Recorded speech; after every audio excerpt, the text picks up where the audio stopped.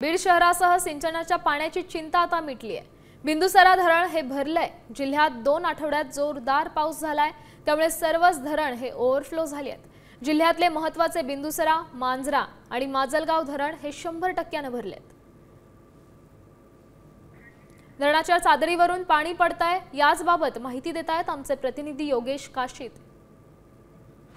मध्ये यावर्षी दमदार पाऊस पाहायला मिळाला आणि याच जोरदार पावसामुळे बीड जिल्ह्यातील छोटी मोठी धरणं भरली। मात्र बीड शहरासह इतर भागाची तहान भागवणारे महत्त्वाचे धरण म्हणजे बिंदुसरा प्रोजेक्ट।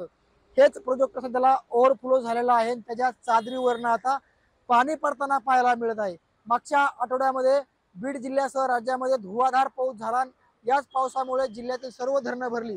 मात्र पाटोदा परिसरामध्ये आणि डोंगर पट्ट्यामध्ये जोरदार पाऊस झाल्यामुळे त्याची पाण्याची आवक बिंदुसरा प्रकल्पामध्ये झाली आणि याच जास्त प्रमाणात आवक झालेल्या पाण्यामुळे बिंदुसरा प्रोजेक्ट हा ओव्हरफ्लो झाला असून गेल्या 2 आठवड्यापासून हा प्रोजेक्ट जो आहे ते ओव्हरफ्लो होऊन त्याच्या चादरीवरनं पाणी पडताना पाहायला मिळत आहे।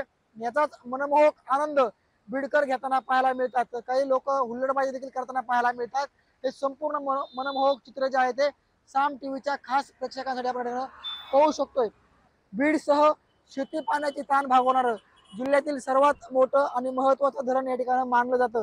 हेच ते बिंदुसरा प्रोजेक्ट आहे आणि या वर्षी ते पूर्ण क्षमतेने भरला असून त्याचा मनमोहक आनंद जे आहे ते त्या ठिकाणं हे इथले पर्यटक जे आहे ते घेताना पाहायला मिळतात। साम टीव्हीसाठी योगेश काशीत, बिंदुसरा प्रोजेक्ट, बीड।